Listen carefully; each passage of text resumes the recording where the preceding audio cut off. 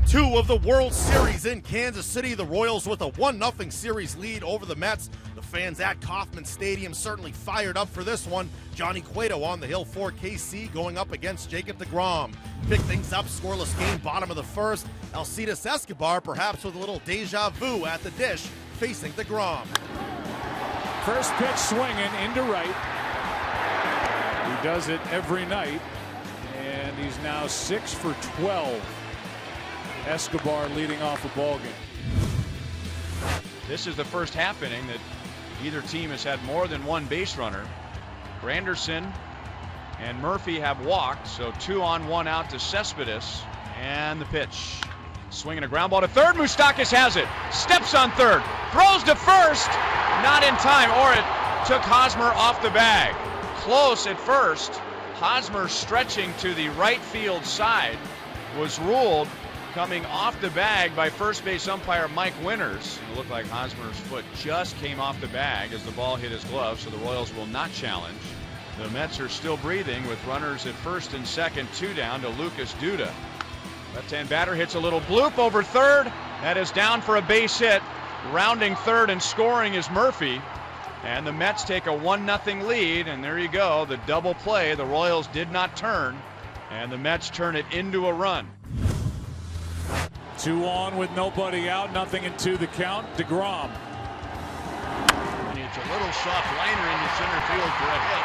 Lagares up to the ball. Gordon coming home. Throw cut off, and the game is tied. They don't strike out. They continue to just put pressure on you by putting the ball in play. Now runners first and second, and now deGrom has worked his way into the heart of the Royals batting order. That's up the middle. Base hit. Rio scores. Here comes Escobar. It's 3-1. Well, these guys put on a clinic. They are special. Another 3-2. That's a ground ball into right center. In to score is Hosmer. Over to third is Morales, and it's 4-1. Just cannot get strike 3. It's incredible. And now Daniel Murphy, he walked and scored in the 4th inning, and then Cueto struck him out in the 1st. Strike 3 called over the inside. Fastball at 94, and right after the Royals score 4, Cueto has a 1-2-3, top of the 6th. The 1-2. Rio swings, hits a fly ball deep into left center field. Back goes Cespedes. He's at the wall, leaping, and he made the play. Yoenis Cespedes up against the wall in left center. He left his feet. He did not save a home run, but he saved an extra base hit.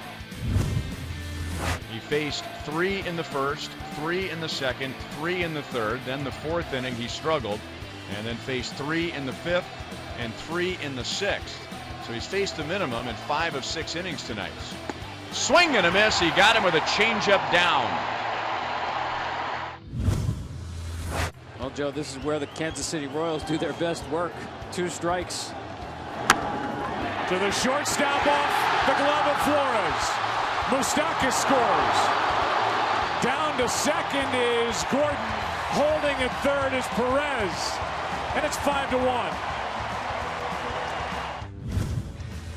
Right now, game 2 belongs to Johnny Cueto. Can he finish what he started? Broken bat, fly ball, right field. How about Cueto?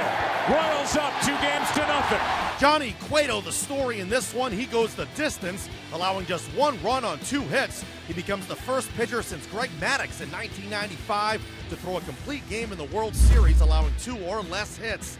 Eric Hosmer finishes with 2 hits and 2 RBIs. He now has 27 RBIs in 28 career playoff games. Only Lou Gehrig had more in his first 28 career postseason games. Game 3 Friday night at Citi Field. Yordano Ventura up against Noah Syndergaard. But first, for more on Game 2 in that 5th inning where deGrom couldn't get the final out, we go to Tim McMaster and Jeff Nelson at Kauffman Stadium. The tides turned in Game 2 of the World Series in the 5th inning when Jacob deGrom, who had kind of cruised through 4, couldn't get that 3rd strike against the Royals. He did. The first time around the lineup, he was outstanding. Even though I thought he didn't have his great velocity on his fastball, only about 95 in Game 2, He still had a sharp slider, and he threw a few changeups, but that 5th inning, it really looked like he got tired. The slider was just spinning, and he really got in trouble with that slider, and that's when he gave up a lot of the runs. I don't know where that changeup was. He kind of got away from that. The velocity, his fastball started climbing up in the zone. And, you know, as a pitcher, sometimes in your head you feel like, okay, I know it's there, I know it's there. I had it in the first couple innings, and you can see in the 5th he really wanted to throw that slider and get that put-away pitch. It just spun and hung up in the zone.